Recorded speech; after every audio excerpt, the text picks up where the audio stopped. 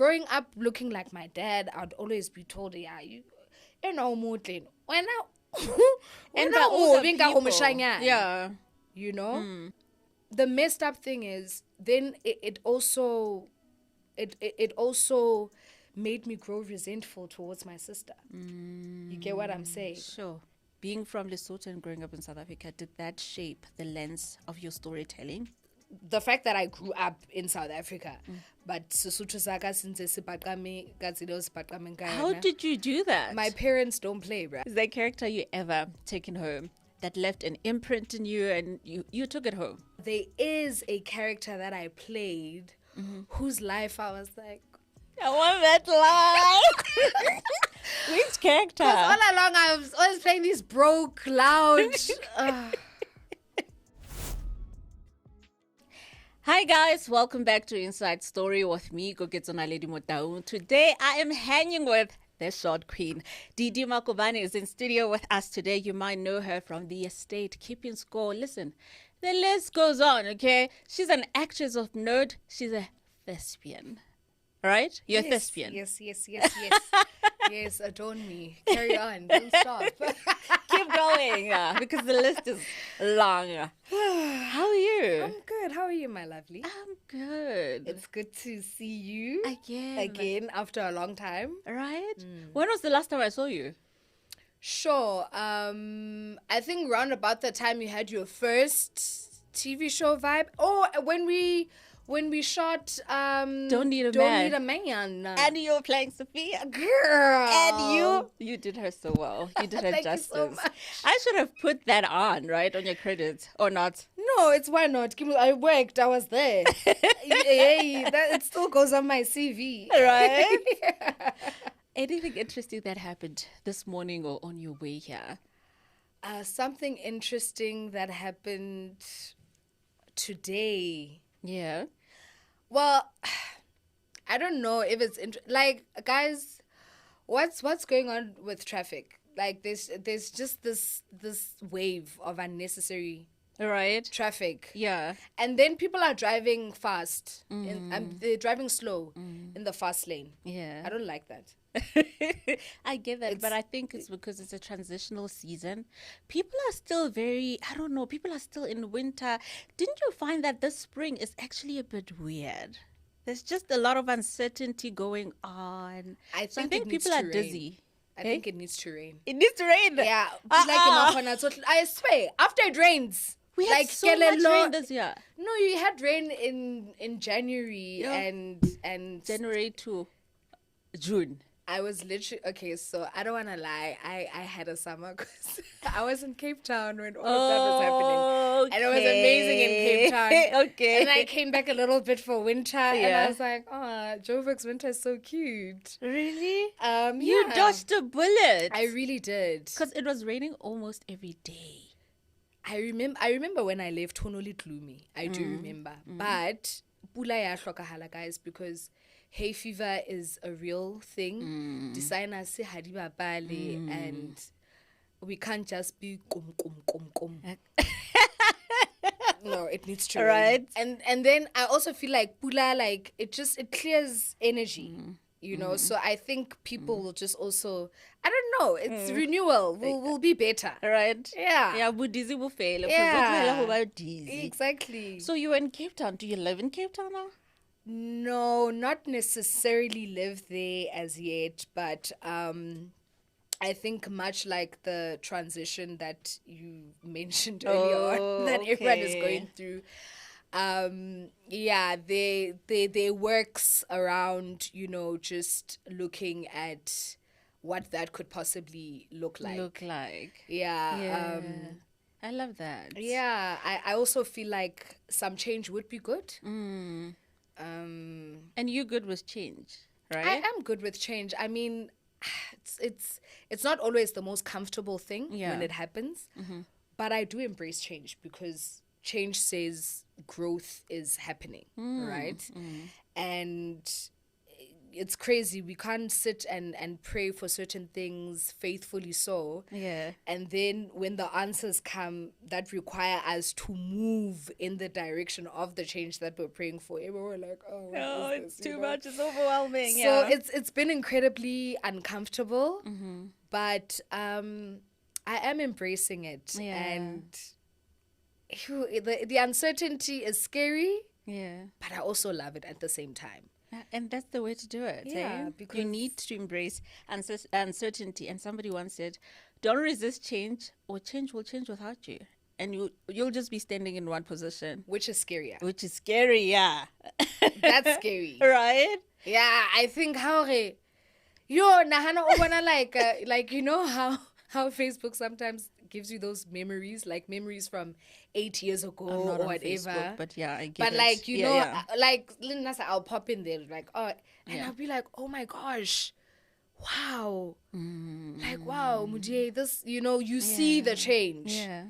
Well, I understand. I feel like I would feel so bad if I saw those pictures and I was like, okay, girl. I was doing it. I'm still doing it No, now. there has to be change. Yeah, you know there what I'm has saying? to be a Yeah. change. You have done quite a body of work, and you from Lesotho, and you grew up in South Africa. Is that correct? So would you say that being from Lesotho and growing up in South Africa, did that shape the lens of your storytelling? I think Or enrich it in a way? it did enrich it. But weirdly enough, right?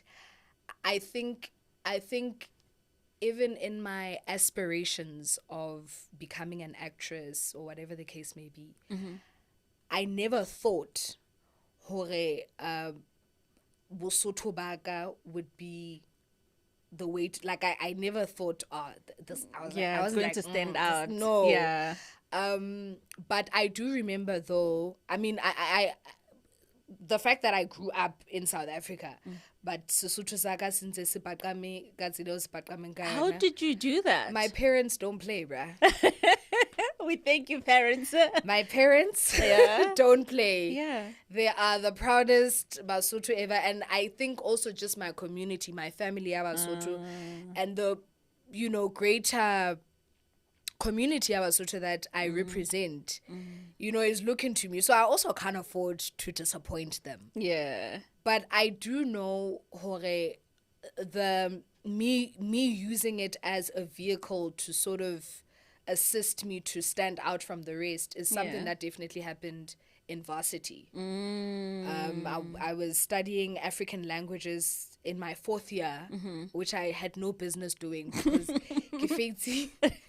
Oh, you failed in no, module. like I failed at media studies first year. Oh, okay. So I had to pick up a BA course without my parents finding out. So I picked it up in my 4th year. Girl, hey, I passed in record time. That's all that matters. That's all that matters. You know So what I I mean? see, of course, I'm like African languages. I'm sure that was Zulu. I did Zulu in high school. I just wanted something to pass, something that I knew I was gonna pass. Yeah. This course literally opened my world up to a plethora of like where our indigenous languages come from and pre-colonization history. Yeah. Not the 1652 history that we just know or that we are taught Yeah. from school. So that blew my mind, and I fell in love with my language so much more. I fell in love with Sure. being a Mosotho, a Yeah. black African woman. And I was like, oh my gosh, I'm not gonna try and be like all these other girls. Yeah, sir. Because either way, Sesotho Has this whole so You still can't speak it? I mean, ke bua Sesotho. See, I know. I always say ke bua Zutswa and ntloheleng, guys. Like- Ntloheleng. I get out. You Ra can utlwa, hear yeah. where I'm going. Yes. Guys. So why Yeah. semantics? You Yeah. know. But yeah, so I didn't know that adopting that mindset would actually be the very thing Yeah. that would set me apart from Yeah. the rest. Yeah. Yeah, but it was difficult though, because a lot of roles that are written for our age group, whatever, are mainly Nguni speaking languages. So, there've been moments where you're great for the role, but language, and I'm like, okay, well, I'm also not willing to compromise. Myself, but you can still play younger as well. No, it's fine. In these English ones as well. Yeah, it's quite a Sotho class, but why? I know.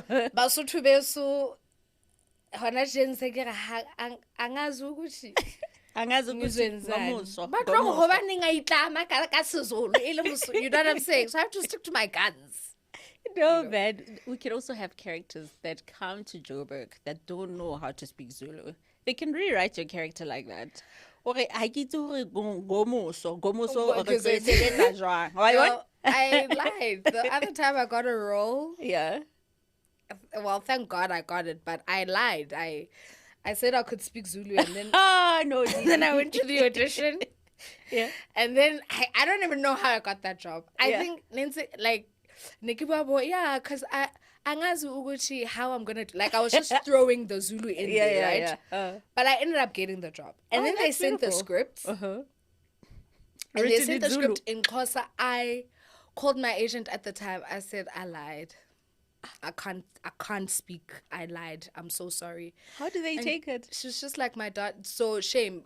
The production company was courteous enough to actually, because also my role wasn't that big. They were courteous enough to, just change the storyline and say instead of KZN, she's from Bloemfontein, and instead of Mang Mang, we'll call her Mang Mang. And my agent was like, don't ever lie again. Just if you can't speak, I said. But I want the role. I want got to the work. role, girl. I got the role. You're getting a commission. Okay, don't lie, but take risks. Right? Yes. I love that. Yeah. But now you're not lying again, right? Just to make it exactly. About what? About languages you can speak. Dipuo tse ke di tsebang that I speak fluently. Sesotho English. Okay. Beautiful. Sizulu ke a se utlwa. But not that. Yeah, not that deep. Yeah, I understand what you're saying. But so let's go a little bit back to your childhood. Is there a game you remember that shaped your lens to storytelling or your understanding? You played this game, and when you look back, you can see that this game actually, when we were playing that, was and it was Mantluan. It's Mantluan, not playing house. I think more than just a particular game, it's the games that we used to play as children. Like, bo do like I do, bo sawona mastole, bo shuba do. Oh, but that was nice, guys. Yeah, but there's an element of performance in those games. We just don't realize it because, we're children, we're not aware or conscious of insecurities and who's watching and who's doing that, so we're in the flow, we're having a good time. But in those games, like I can, because we're playing amongst everyone, and I know for me those games definitely helped me also fit in more or feel a little bit more South African type vibe. Because my sister and I lived in Soweto with my aunt for about almost a year, because the curriculum in Lesotho and South Africa is not the same. So my sister had to come and I had to come up first before my parents fully settled in. And, the adjustment from Lesotho to South Africa, I was like, oh. So I know those games definitely played a fundamental role in just not necessarily me seeing myself as a performer, but just being comfortable in my own skin to be able to express myself in whichever way feels most authentic to me. Yeah, that's beautiful. That's actually very powerful. What's the name of the street that you grew up in? Girl. I grew up on so many streets. Okay, give me one in Lesotho and one in Soweto. I don't remember the one in Lesotho. I think Neridula Apatama, Lesotho. I just know Neridula in a neighborhood in Ibiso Apatama. I was relatively young when we left Lesotho, so I don't remember like much, like the streets and whatever. I just know Neridula compounding Dr. Poko. Those who know, you know. Dr. Poko. Dr. Poko, yeah, very popular street, very affluent people who lived there, politicians and stuff. Yeah. Yo, in South A, our Shem. We moved, girl. Yeah. Oh, it took a while for us to find a place called home. Yeah. It was in Finland, it was Chiswiki, Yeah. Bo Banato, Bo. Girl, we lived in Langlachta. Sure, that's quite a few places. Yeah, that was weird. We lived in my dad's factory. Really? What do you mean your dad's factory? Like where my dad worked. Oh, so Like, every time your dad changes jobs, you move. Is that what you're saying? No, like, so as in, his profession, he's a furniture manufacturer. Okay. Right? So I had this factory space and life got so real. I think, you know, we got kicked out of one of the houses we were staying at or whatever. And I had gone to camp. So I knew we were moving house, right? And I was grateful I didn't have to be there to physically move. I was like, yes. But where we lived and where I was told we were going to go live is not... from school, because it was a school camp. Yeah. Getting picked up at school. Now we're going to my dad's factory. I'm like, yo, it's late. Aren't we going home? Yeah. He said, girl, I got something to tell you. This is your new home. I said, how? You work here? And then I went in. The rooms had been converted. I mean, the offices had been converted into bedrooms. Like a little livable. Yeah. Sure. And then How old are upstairs you? is where he worked from. So this was around about the year 2000. So I was about 10, 11. Okay. It was quite weird at first. And I thought, oh, this is horrible. Like, none of my friends live Like where this. their dads work. Exactly. What on earth? And how did that affect you? How do you think that affected you? I think the only thing that affected me or that made me feel some type of way about it is, you know, my cousin.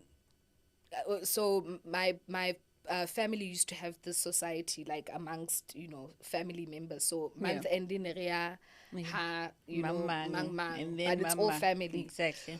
So now we were the family that was notorious for, well, we don't know where we're going. Oh my God! Yeah. Hey, You can't come here. we changed our dresses like, you know. Yeah. So now we live in this factory, and I guess my cousins who are my peers also found it as peculiar as we kind of did. But my sister and I adapted, accepted it, were cool. And I don't know, she went and she decided to tell one of my classmates who also happens to not like me that I live in a factory. Oh no. And this girl then decided to embarrass me like right before break time. And was on some, is it true that you live in your dad's factory? And I was like, who told you that? And she's like, your cousin. And the whole class laughed. And I just remember feeling like, oh my God, it be your own. Very mean. Kids can be so mean, eh? They can be mean. Yeah. But it was cool. Let me tell you, that place, I loved it personally because I get it's an open plan. We could still ride our bicycles and rollerblade in the house. That's the beauty. So I I like was when you're like- trying to get water from the kitchen, you're bumping into things. No, I know no spaces. Spacey girl. My parents weren't worried about our car. The cars were parked here next to the sofa. We were watching TV with the bonnet, the car here, the sofa here. It was... So then with all this happening, when did you understand what insecurities are? What shame is? Sure. These feelings visiting you and what was happening?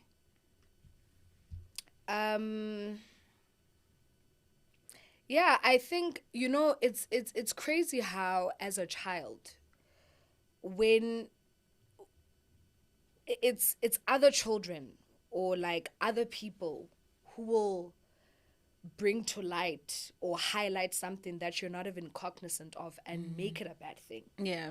And I think then a lot of insecurities stem from there, you know, because I remember very few a time where I sat and I formulated something and I said, oh, this is my new reality. Most of the insecurities that I have that, you know, I've been working hard to combat or move through are insecurities that were introduced in my life by people who were insecure. Sure. Hey? Because children are not insecure. Yeah. They're not. Yeah. Children are 100% confident. Yeah. They are pure. They personify divinity in the best form. That's close to perfection. Then we come with our teachings and we instill fear and no, don't do this. We, you know, we start making them feel bad. That already says to a child, oh, I shouldn't say no. I should people please. I should, you know, it starts with those things. So, yeah, a lot of the insecurities that I had were based on my looks growing up because I was constantly compared to my sister. Yeah. And it's crazy because my sister and I, biological sister, look nothing alike. So she looks like my mom, I look like my dad. Yeah. Right? They are, maybe now in our big years, like we're like, oh, we kind of look the same in that picture, hey? Yeah. But how ka speed? Yeah. Yeah. You know? So, growing up looking like my dad, I'd always be told, yeah, you know, when And by older people. Yeah. You know? And the messed up thing is, then it also made me grow resentful towards my sister. You get what I'm saying? Sure. Yeah. Not anyone's fault. Yeah. No one's ugly. But if someone decides to just say, oh, you're ugly, you're beautiful, and you hear that enough times, you start to believe it. Yeah. You know? Yeah. And so, yeah, I struggled with the concept of beauty for the longest time because I just felt like, I'm not beautiful. I'm not beautiful. Yeah, like and girls like me don't get attention. They don't, you know, girls like my sister do, but not me. Girls like Koki do, but not me. You know what I'm saying? So it's things like that where Batukibona who introduce insecurities. Adults. And I love your story because you're breaking it down so nicely and so well that it's not the kids. No. It's the adults. It's the adults. Because they're not aware. Yes. So how are you making sure that you as an adult, as Didie, you're aware of the things you say or how you navigate your relationships with people, friends, or any other person? Sure. I think healing is a very fundamental part of life. And I think just also understanding that the healing work never stops. Because there are certain insecurities or things that I may not even be aware or are a trigger for me until I'm in a particular situation or I encounter someone who says something that triggers me. Yeah. Right? And in that moment, I shouldn't go, Koki triggered me. I don't like her. She's, you know what I'm saying? I need to go, ooh. Why am I triggered? Why am I triggered? Yeah. What about what she said wound me up the wrong way that I want to make it a you thing? It's not a you thing. It's a me thing. I need to heal. So the minute I feel as humans, we are able to identify and break down our own triggers, our own traumas and those things. Firstly, we deal with people with more grace and understanding. Yeah. Because you're not taking in anything or everything as personally. And I think self-awareness is paramount as well. Yeah. Because I think by virtue of the fact that I strive to be intentional with everything that I do, no matter how big, how small, how I'm intentional. when you're dealing with people, what are your intentions? Where are you, like, here? Like, are you coming in to harm, to empower, to break, to build? You know, so yeah, I think my self-awareness has assisted me greatly in how I navigate people generally, old, young, white, black, whatever the case may be. It's just a matter of being honest, and being so rooted and having also such a great relationship with yourself that the outside world doesn't really move you, and you're still able to remain who you are. And how do you have that relationship with yourself, an honest relationship with yourself? And in this journey, had you had to maybe go back to certain people that you feel like, oh, you know, I wasn't my best self when this was happening, before this awareness, because we start from somewhere. Before this awareness and before where you are now, is there people you had to visit and be like, you know what, I wasn't my best self, but I'm working on a couple of things? Not unless so I'll be honest with you, my family and I were very fortunate to have attended a life transformation workshop 21 years ago. Incredible, you know. And I was lucky enough to go there while I was a teenager. So I think growing, you know, stepping into adulthood, my level of awareness was already far higher than a lot of my peers, let alone a lot of adults. I love that. I love that, because there's some adults who are really questionable. You know, so I think, what was the question again? I forgot. Did you, before you are where you are now, in did terms I of ever go back to people? Yes. So I think by virtue of the fact that I did that work, I'm not saying I'm perfect, right?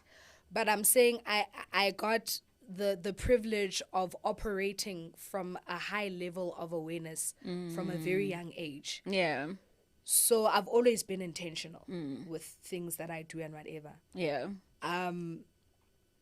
If I've done you wrong, or I feel like I wasn't my best belief, I don't mind. I will come back and apologize and rectify. And sometimes it doesn't even mean we need to go back to being friends or we need to salvage the relationship. But where I feel horror, I have wronged you, or things didn't work out the way that, I'm the girl. I'll come. I'm not a proud person in that regard, you know. But I also will be honest in that, because I'm the type of person who also exercises a lot of grace to people.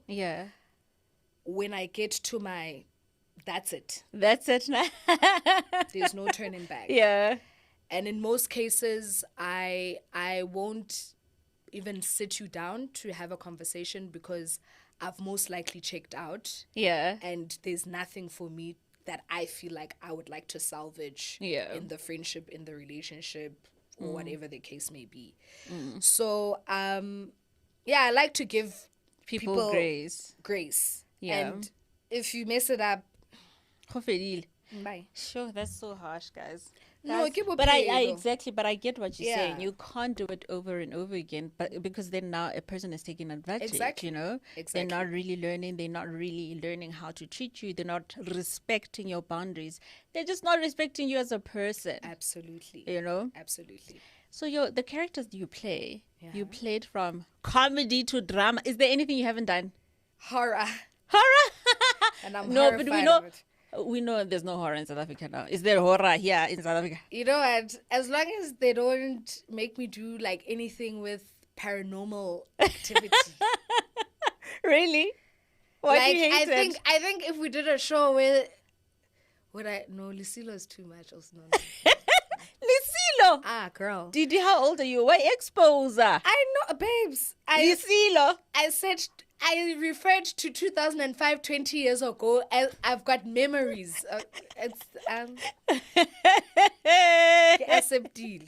And who's the actor who was playing Lisilo, actually? Keneo Mazunyane. Really? Yes. You didn't know? Guys, I never knew that. That's Really? Isilo. They just put him karadi pikita HDTV as saying no, because now it's undoing all of analog TV's Right. illusions. Right, guys. When we can karadi pick it up and they just those Really? plastics, black bags, I make them don't dirty. even remember that it was plastics because I was so horrified. Anyway, we were not allowed No, to it was even watch analog it. TV, so it didn't look. Lena ke bona ke plastic hona jwale when we were watching it, got the HD TV. Okay. But on analog yeah, television, it looked like the real thing, man. it looked like. But I didn't watch that thing. I was so terrified. and what's terrifying about it? It's the fact that this guy's coming out of Libitla. Exactly. That's all. That's all. And that's the thing with South African horror. We don't need to go far. That's enough. That's enough. And that's paranormal. And because of culture. And because of culture. And I just also, like, as a spiritual person, I just also feel like sometimes I don't want to be messing around with energies. Now I'm taking home energies you don't understand. Ditlopokela, and you don't know where they come from. I will do all the other genres for you. Is there a character, talking about this, is there a character you ever taken home that left an imprint in you and you took it home? Because I understand that you don't want to take Spoko home. Girl. So on the lighter note, on the other characters. Girl. I mean, I'll be honest in that because of the thorough training, my schooling from National School of the Arts as well as Wits, taking a character home is a no-no. So I mean, it's one of the things that are instilled in you in drama school, and hence why, debriefing after either a show on stage or after a day on set is important. However, there is a character that I played whose life I was like, I want that life. Which character? All along I was always playing this broke, loud. Which character? Please tell us. Yo, guys, Zenani were entangled. Yo. Yeah. Yo, guys. So after just that, I just accept the drinking part because she drank quite a lot. yeah. We understand we all have different ways of dealing with. Yeah. But just generally, yeah. I think I fell in love with the character also because it was just so refreshing. It was new. It was different to the characters that I constantly felt like I had been typecast as, Yeah. Lived in a beautiful home. Yeah. I carry with that's where I played Pop-Pop's wife in the story. Yeah. Zweli's wife in the story. Yeah. And just that synergy, that vibe. I was like, I could live this life. Yeah. I was like, I know I act, but can I take this life like home? acting is a slice of life. How would you say this life? You know what I mean? I wouldn't mind taking it. This is my reality. Yeah, I thoroughly enjoyed that character. Yeah. Just genuinely, and I also think it's one of the characters that really helped me exercise my comedy bone in a way that I didn't even think I was capable of doing. So also in terms of just realizing not a new skill but per se, but just expanding. Yeah. I was like, I can do this. Yeah. But why would you think you're not funny? No, the short queen is funny. So why did you think in terms of acting you're not funny? Babes, it's different to sit in front of a phone and say, yeah, Luna was I'm spinning from my dome, and that's just how I express myself sometimes. And the short queen, to some degree, is a character. Yeah. Yes, she does borrow from who Mudiye is, but it's a character. Yeah. Right? A little bit heightened. She's not exactly. Yeah. So it's always different when you do something that is curated where you can delete and say, I don't like the way I said that. Versus, now and you must also understand with Entangled, it was a bit more like English was like a bit more, they were more flexible with the English language, and that also made me realize, well, I may have also become comfortable in how I perform in my Sesotho. Then you had to work a little bit harder. And I had to work a little bit harder to yourself. find those quirks and to find Zenani and this modern girl, who's not, Otlas Bua Sesotho, but she's also like my darling, can we get ya and live the life? So let's talk about House of Didie. Yay. You're quite an entrepreneur as well. You have a lip gloss, you've got shades. Are you going into the beauty industry now? Are we looking forward to you in the future, in the next 5 years, saying, you know what, I've got this beauty company? Hey, who knows, girl? Yeah, but beauty, not just for beauty in the traditional and conventional way that we've known it to be. What birthed House of Didie is particularly Didie Lips, being the nude lip glosses, which I'm wearing the clear one right now. There's the copper one. Why didn't you bring a sample, girl? Samples. I got to stock. Okay, no problem. But next time we'll do a House of Didie thing. And then I'll, Yeah. But yeah, how it started is I was like, oh, I want to do a lip gloss thing, and I remember from a surface level it's because I've got cute lips, right? But then I was like, Mudia, you're intentional. You're not just gonna start something because your lips are cute. That's so vain. Yeah. It's come on, what is it? And I said, what do my lips actually, represent? And I was teased about my lips growing up, hated them. Couldn't stand them. If it was possible to walk around, girl, I would have walked around. No ways. And you've got beautiful lips. You're gorgeous. Girl. Maybe it's also no, but you've got beautiful teeth. No, because I had braces. Oh, did you have braces? But when did you have braces? Like in high school. Oh, I wish I'd done the thing, guys. Like now I'm stuck with these things. My mom was like, girl, do this thing. Yeah. Like, Doctor, when can she? Yeah. So I think coupled with the fact that my teeth, yeah. Then I'm this girl and I'm just and I'm expressive. Yeah. And every time adults seem, they're like, my lips have just always been a thing. Yeah. To the older people in Ebakaza, because how when you talk to old people and you're like, and they imitate you. Yeah. And they're like, you're so ridiculous. And I'm not supposed to be laughing at these kind of things. No, don't do that. You're going to make me catch fire, okay? Don't do it like that. This is sensitive. This is serious. Girl, I've shifted from adversity to advantage, No, don't please talk about it. Then the boys at school would also tease me about, bubese. I never know. I was like, what? What is that? It's a lion, bubesi. Oh, bubesi. But they'd be like, bubes! And I'd be like, what's that? Yeah. But it was really sad because it was the older boys. Like, I remember I was in primary school.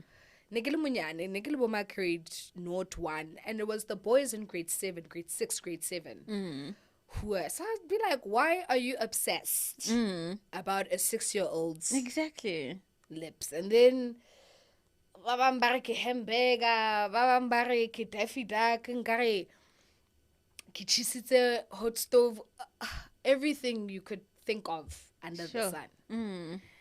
Even when when I debuted Intersections and I went on Twitter because I was so excited. I wanted to know how the people found the show. Yeah. What? They found my lips. No way. Girl, PVR pause moments where, hey, guys, But people are I so lekgopo, mean. South People are- Africa. Yo, people are Lekgopo. obsessed. People like, when I'm talking and they're like, "Washape pause about it," and then where did you get this one? But all the other girls you've had on the show thus far have been so beautiful, so hot. Where did you get this one? But Didie, Trigger. can I just tell you, you beautiful. Girl, I know I'm beautiful. It's just, don't take these people seriously. Like, Babes, nonsense. also, a beautiful person would never dare call another person ugly. Thank you. It's the insecure ones. Exactly. It's So the if you're insecure calling ones. me ugly, I'm like, you're ugly inside. There's something within you that you haven't healed. That how umbona a person or a situation, you immediately identify the negative. That means your frequency is negative. Exactly. Because that's all it sees. Exactly. Am I on a negative frequency? No. Absolutely not. I You love know? that. And hell, like, I've achieved so much. Because I sat there, it almost triggered me. Like, it almost took me back to those years. She's not beautiful. My lips, and I was like, oh my goodness. Oh, and it's on TV. Now it's not even The boys from school. The boys from school, that small community. Now it's the whole world. Yeah. And I said, no, Act in girl, the name of Jesus. you didn't get this far just so that you're on TV. They're not on TV. Exactly. They just want to be you. They You want got what you this have. role. God's on the looks it in. So Sure. I'm very proud. I don't want to say proud because it's such a weird word, but I'm really proud of the journey you have traveled, you know? It's such a beautiful story. I love your story so much. It's so rich. Would you say that that's what informs your characters, the layers you have in your acting? sure.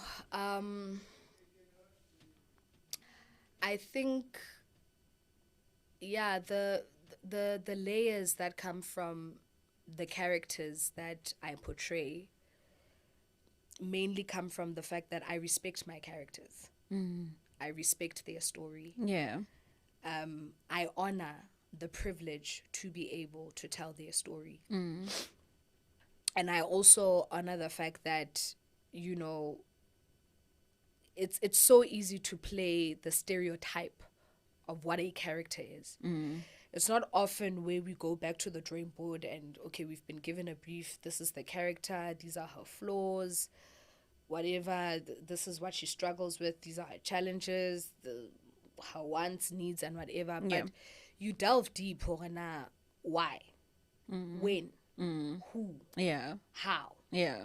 you know, move beyond the surface things like age and this, that, and the other. Let's go deeper. And when you get to know your characters and you understand their story, Yeah. and you don't judge your characters also, right? Because we are telling someone's story.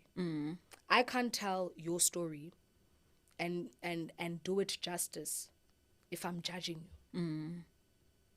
Because it means I am judging the person who's watching that going, oh my gosh, motho enwana o bua ka nna. Yeah. But why I'm papala? So why I'm papala in a way that the world already sees me, when that in fact is not true. That's beautiful. Yeah. So I find what assists me to really like layer my characters and give them life is taking the time to understand them and know them more.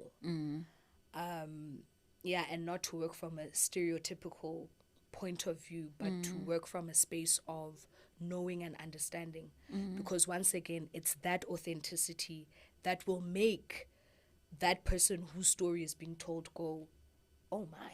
Yeah. Like, I haven't even seen myself in this light. Yeah. But now I understand why maybe I am the way that I am. We have a social responsibility as actors. Yeah. You know, it's a calling. It's spiritual, this thing that we do. It's spiritual. So, o kekebe wa bapala ka maphelo a batho. Oh, you said it so well. So beautiful, so moving. And that means that also, because you can't judge this person, you can't judge yourself as well. There's so much internal work that you have to do as a person Absolutely. to heal. Absolutely. to be able to take on these lives and be true and authentic to them. So when it comes to acting, there's a lot of quiet time. Seasons are not the same. What do you do? How do you navigate your seasons? So, when I started out in the industry, Yeah. obviously, I thought after I booked intersections, I'd be booked forever. Like, yeah. And then I went to Spar to buy bread, and I was like, why aren't people screaming for me? Hello? I was on SABC One last night. Do you not know Hello, me? Bona. Like, come on. Yeah. It's like, this fame thing is taking long. Right, Can't exactly. this fame. Yeah. And then, like, you keep going and going, and you think, I'll always have work. So I remember the first time I had a down season. It shocked me. Shocker of note, because I was like, what is this? I went to school. I did everything by the book. I've been auditioning. And I was listening in I was class. on intersections. Yeah. And then it, and then it's like, oh, that's not how it works. Also, I have to wait. And Yeah. sometimes for months on end. Yeah. Sometimes even years. And the first time it happened, I panicked. Yeah. Like, I panicked. I was like, oh my gosh. But then I sort of went back and I was like, you know what, Mude, you even though no one is asking for your honors degree, which means you've got capacity. There are things that you picked up from NSA and from VITS that you can immerse yourself in. Yeah. You are educated. You've got the tools. Yeah. Just because this particular facet of your career is slow and gradual and not moving at the pace that you would like it to, it doesn't mean other areas that you've got training in should lay dormant. Yeah. So that's when I was like, Reza voice skolong, okay, ere kitiza meka di voice over, ere kitiza meka body motivational speaking, I immersed myself in a whole lot of things, right? And then it came again, that down season, and I was like, how on earth am I back? You keep here? exactly. How do you What keep now? finding me? How do you keep finding me? Yeah. And then I think when I went through that, I had a mindset shift, from that of lack to just abundance, to saying, it shouldn't be like this. Don't accept term starving artist as, don't wear that as a badge of honor. Yeah. And then, when I came out of that, like I came out, I even surprised myself. I came out so powerful. Yeah. Right. And I even saw how it manifested in the way I was booking work and constantly working and just out there and Lin like, oh, Hatuhuche. It's about changing the mindset. It's about changing the mindset. Don't operate from a level of precarity, Yeah. Abundance. Abundance. I love that. Because we're abundant. Right? We don't lack anything. Lack is a concept. Abundance is a real, it's a fundamental universal law. Yeah. Yeah. So changed the mindset. Ugh. Now, I'm in my down season again. Yeah. But I'm not stressed about it. Yeah. Because once again, with the mindset shift, I've said, maybe don't look at it as a down season. Look at it as time to rest. Because mosebetsi wa rona requires our mind, body, spirits, everything. And when you're working You're like a this, vessel. you're a vessel. It can take away a lot from you. Yeah. So moments to just also rest and recuperate are essential. So Najena, all I do is I make sure I'm in the gym, because so that I'm constantly moving, even if I don't have anything particular to do. But let me be in the gym, let me move. Yeah. And not because ke batla six pack or whatever, but madi a tshwantse a mathe, kelello e tshwantse hore e bulehe. Yeah. So that ha mahlonolo a tla, and when that season is ready, I am also ready to take it on. Ha imphumane ke kgathetse ke le sluggish. Ke se ke tlwaetse to not work. Yeah, to not do anything. So always move. Just keep moving. Even if you don't know, just go for a walk. Yeah. Make your bed and move. I love that. I love that so much. Can you play a game? Because the time is up now. I have to let you go.